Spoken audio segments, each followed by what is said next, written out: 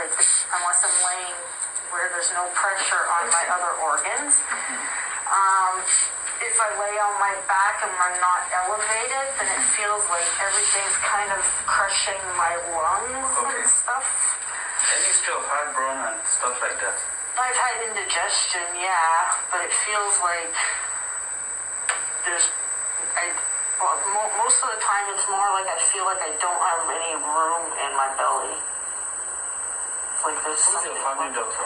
I'm struggling to find a family doctor. Every time I call a clinic, they're like, yeah, we're taking patients, and then I go there and then they're like, oh, it's just a walk-in.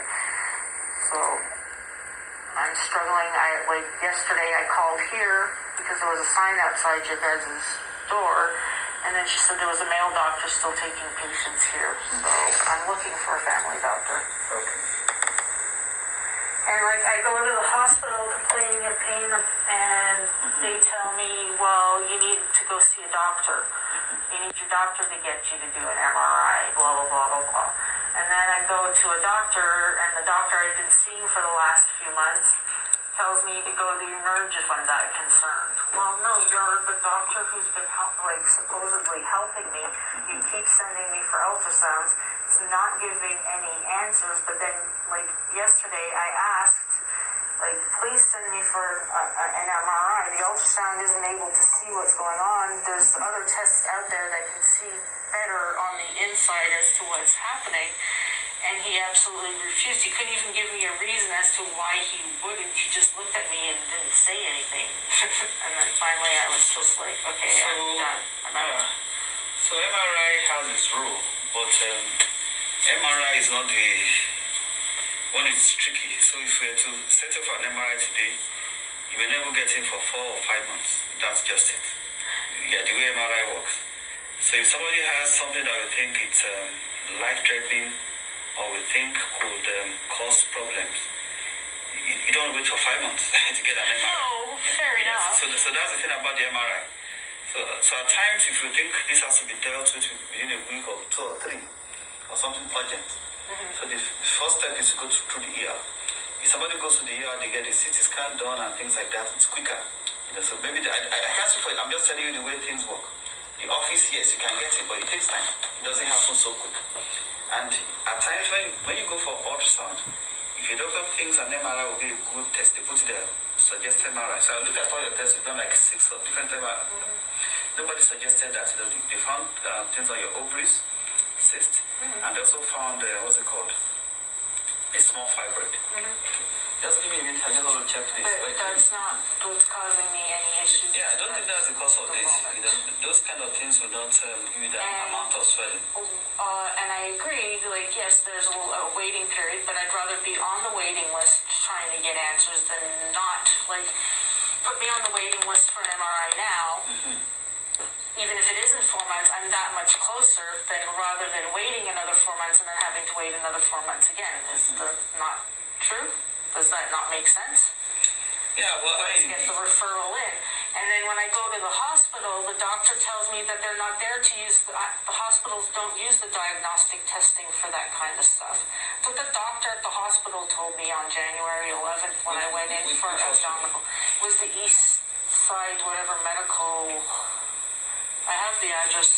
So the Diagnostic Center is just like a mini. They did all my blood tests. It's a mini clinic. They don't, in that particular place, all they have is an ultrasound. They don't have a CT scan.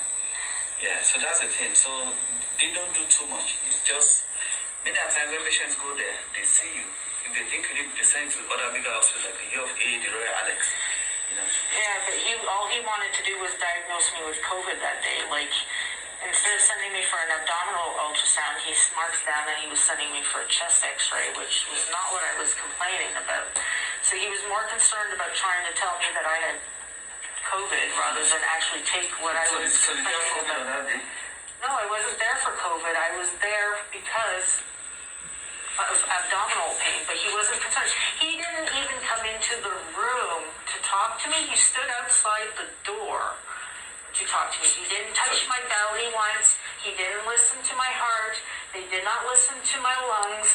They did none of that stuff to ensure that I was okay. Sorry, can I interrupt you? Sorry. I just want to say, hello? Oh, sorry, I'll call her. Yeah. So I work in the hospital, so I get calls from the hospital. So that's why I wasn't sure what's looking towards. Yeah. So what I will do is this. So let me understand what's going on. So since April, you've had bloating in the abdomen. It's not bloating. My belly is growing. Oh, belly was growing. So let me get it, because he said it was full.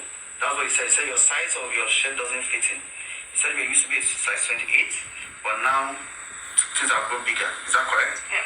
So the abdomen is getting bigger. Yes. Is that right? Okay. Yes. I now look like I'm pregnant rather than anorexic. Any weight changes? Pardon? Any weight changes? Weight? Have you gained more weight? Yes, I've gained weight. I was like 118 pounds back in May. So how much do you weigh now? Where do you 144 pounds. Any night time, do you sweat at night? Any fever? No.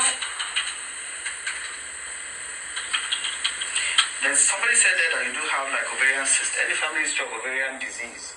Yeah, my aunt has ovarian or cervical. I can't remember one of the two cancers. I can't remember.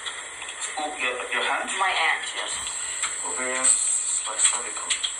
So the other question is, any problems with your bowels? No. No problems. Any problem when you go to pee? No. Do you feel nauseous? Do you feel? I did in the beginning, back in like May and June. But that's gone. But that's gone. I noticed reading on the bus the other day made me nauseous, but I mean, I can't read when I'm in a moving vehicle anyway, so that would... Any back issues, back pain, kidney disease? No kidney disease, but like I said, there's discomfort and pressure being put on my back and sides. I was in perfect health. I've never had this, like, I had kids, I've been pregnant before. I know what it feels like to have something moving around inside my body, and there is something moving around inside my body, but like organs don't move on that.